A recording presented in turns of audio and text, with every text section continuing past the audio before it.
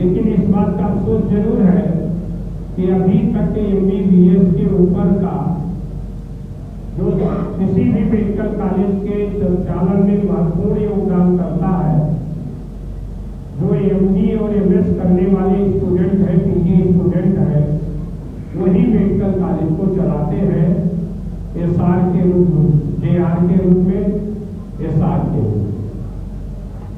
अभी तक हमें पोस्ट ग्रेजुएशन के किसी भी सब्जेक्ट में मान्यता नहीं मिल पाई, हालांकि DNB कुछ विषयों में हुआ है।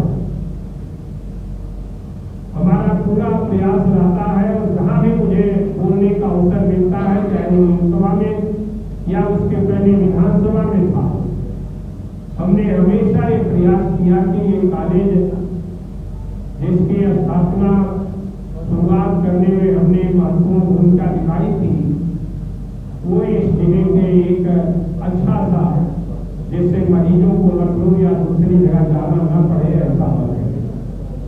हम उस दिशा में अभी प्रयासरत हैं।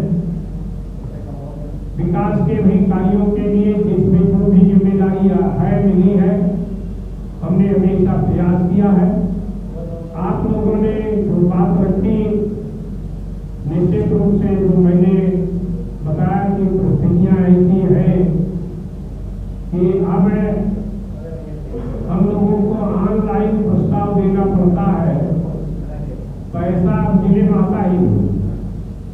दिल्ली में ही किसी बैंक में है, पहले आ जाता था सांसद जिले में, और DM कस्टोडियन होता था, यहाँ के बैंक में जमा होता था, प्रस्ताव लिखते थे, वो तुरंत उसका एस्टीमेट बनाता था, हो जाता था।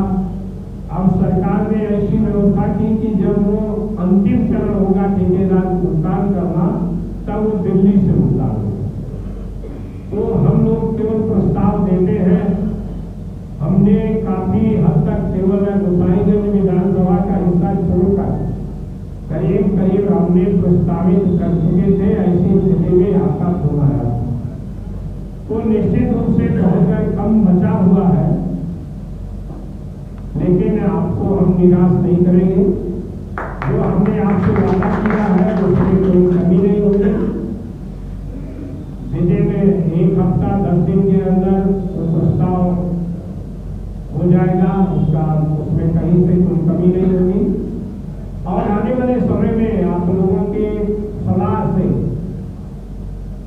कोई हमें अपना निजी काम तो उससे करना नहीं है, विकास का काम करना है, और हमारा कोई अन्यथा भी उससे मतलब नहीं होता। इसलिए जहां भी आप लोगों का सलाह होगा, पूरे जिले के लोग यहाँ आते हैं, निश्चित रूप से कचहरी अच्छी रहे, बातकारियों को भी लाभ मिल सके, और साथ ही साथ अधिवक्ता को भी आराम से कार्य करने का अवसर मिल सके।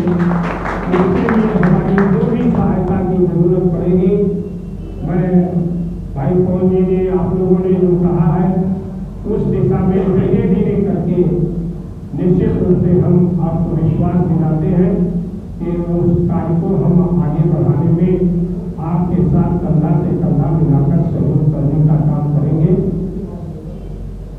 मैं इतना जरूर आप सब लोगों ने जो आज सम्मान दिया है उसके लिए हृदय से आभार व्यक्त करते हुए, और मैं कोई अलग से मैं नहीं दिखाया चाहता कि मेरा कोई अलग से सम्मान, हम आप सब बराबर हैं, एक दूसरे के साथी हैं, और उसी ढंग से हम आपके बीच में जहाँ भी आप बुलाएंगे हम बैठ के, हमें कभी कभी खराब लगता है, मुझे थोड़ा सा जब माला ज्यादा पहनना आप करते हैं लोग, तो मुझे बड़ा कष्ट होता है। एक माला पर्याप्त है स्वागत के लिए।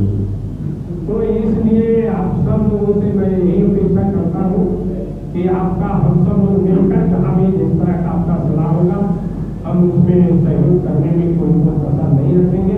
इन्हीं शब्दों के साथ आप सब लोगों का हृदय से आभार व्यक्त करते हुए, पुनः आभार व्यक्त करते हुए, और आप सब लोगों के सहयोग के लिए आपका स्वागत करते हुए अपनी बात को विराम देता हूँ। धन्यवाद।